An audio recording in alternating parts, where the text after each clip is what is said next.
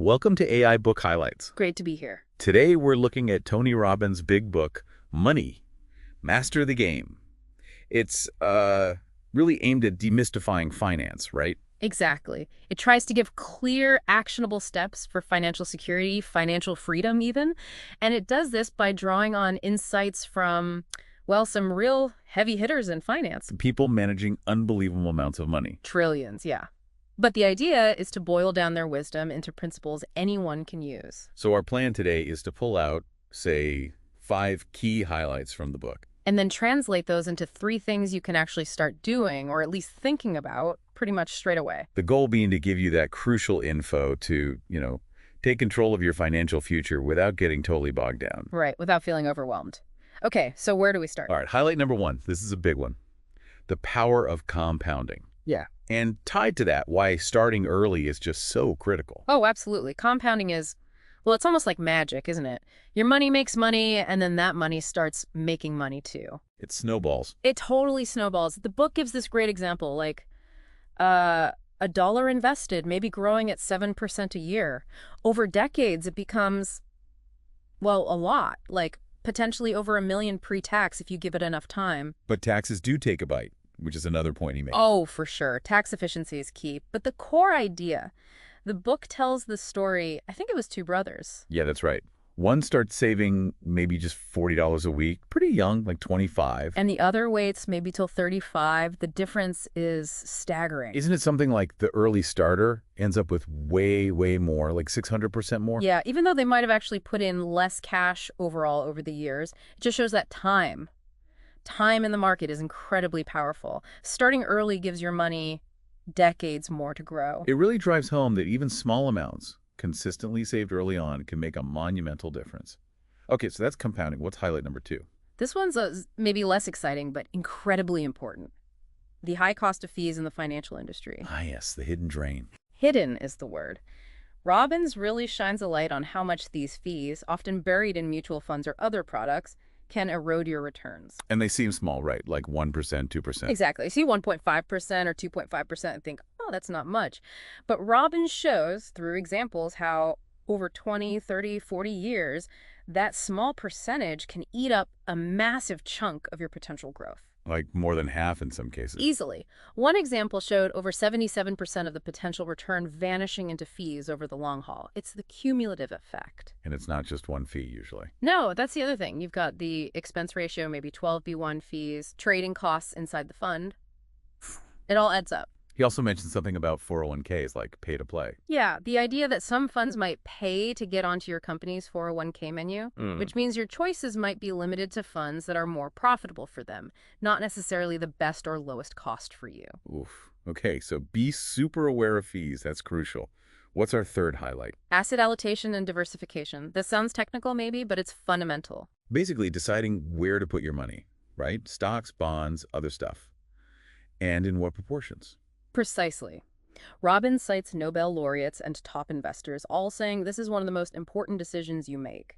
It's potentially more important than picking the individual winning stock. So it's a big picture strategy. Yeah.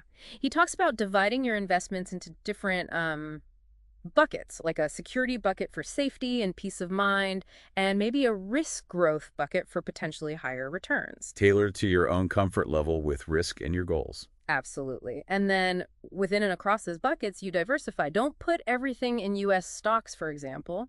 Spread it out. Different types of assets, different markets. Exactly. Different markets, U.S., international, emerging markets, different asset classes, stocks, bonds, maybe real estate investment trusts or REITs, and even diversifying over time by investing regularly, like dollar cost averaging. So you're not trying to guess the perfect moment to jump in. Right. It smooths out the bumps and reduces risk while still aiming for growth. He even shares specific allocation models from experts like David Swenson from Yale's endowment. Okay, so asset allocation, diversification, key drivers of success. Got it. Highlight number 4. This one's about challenging common financial myths, stuff people just assume is true, but might not be. Oh, I like myth busting. What does he tackle? Well, a big one is the idea that most mutual fund managers can consistently beat the market average. Which sounds plausible. They're professionals. Right. But the data Robbins presents shows the vast majority actually failed to beat their benchmark index over the long term, especially after you factor in their fees. Which ties back to highlight two. Fees matter. Hugely. So that's another myth, that Yeah. fees don't matter that much. We already covered how wrong that is. What else? Target date funds? I thought those were supposed to be easy. They are marketed as set it and forget it. But Robbins raises concerns, quoting people like Jack Bogle, the founder of Vanguard. Concerns about potentially hidden fees again and whether they always perform as well as they should, or if the allocation is right for everyone nearing that target date. So not necessarily foolproof. Worth looking under the hood, definitely. And this all leads back to a core recommendation. Seek out a fiduciary. Okay, explain that. What's a fiduciary versus, say, a broker? A fiduciary is legally obligated to act in your absolute best financial interest. A broker might just need to recommend something suitable, which could still earn them a higher commission, even if a cheaper, better option exists for you. That's a massive difference in alignment. And it really is. Knowing who you're getting advice from and how they're paid is critical. Okay, super important points there. What's our fifth and final highlight? This focuses on creating a lifetime income plan, thinking beyond just saving for retirement, and more about how to create a reliable income stream during retirement or financial independence. Like creating your own paycheck for life. Kind of, yeah. Building up what he calls a critical mass of investments that can generate income. Does he talk about specific ways to do that? Annuities, maybe? He does discuss annuities. He acknowledges they can provide guaranteed lifetime income, which is appealing, but he also warns strongly against the high-fee, often complex variable annuities that are sometimes aggressively sold. So tread carefully there. Low fees are key again. Always. And this whole idea is becoming more important, isn't it? People are living longer. Yeah, definitely.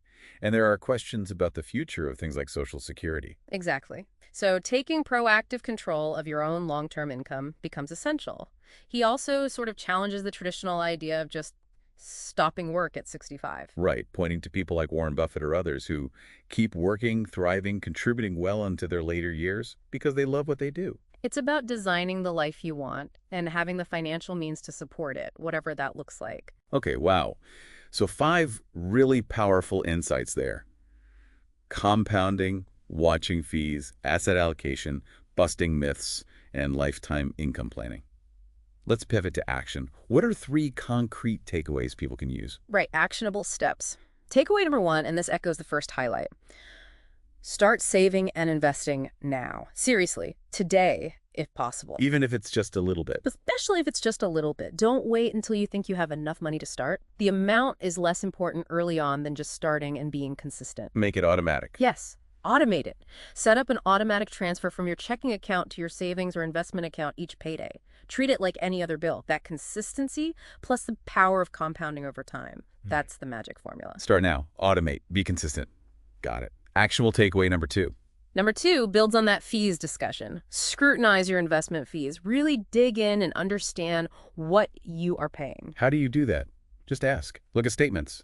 Look at your statements. Check your plan documents for your 401k or IRA. Look up the fund prospectuses online.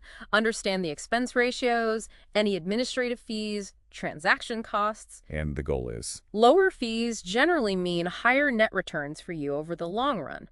So actively seek out transparency. Consider low-cost options like index funds or ETFs. And maybe talk to that fiduciary advisor we mentioned. Exactly. If you work with an advisor, make sure they operate under that fiduciary standard, legally bound to put your interests first. Don't be afraid to ask direct questions about fees and how they are compensated. Okay, so become a fee detective. Prioritize low costs and transparency. Excellent. What's the third and final actionable step? Define your financial goals and then implement an asset allocation strategy that aligns with them. So get specific about what you're aiming for. Yes. What does financial security actually mean to you in numbers? What income would make you feel financially independent? What's your financial freedom number? Having those targets makes planning easier. Much easier. Once you know your goals and understand your own tolerance for risk and your time horizon, how long until you need the money, then you can build that personalized asset allocation plan we talked about.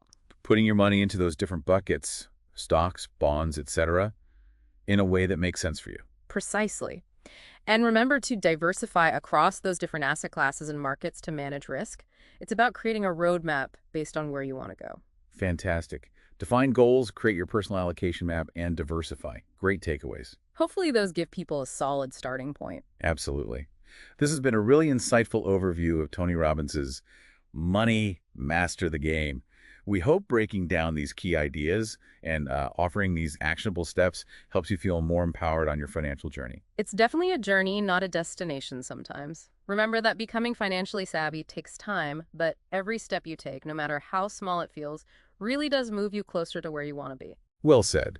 And if you found these highlights helpful, you want to really dive deep into the full strategies and stories in the book. We definitely recommend getting a copy of Money, Master the Game. It's packed with much more detail than we could cover here. Yep, and you'll find a link to purchase the book right there in the description below. Thanks so much for tuning in to AI Book Highlights. Thanks, everyone.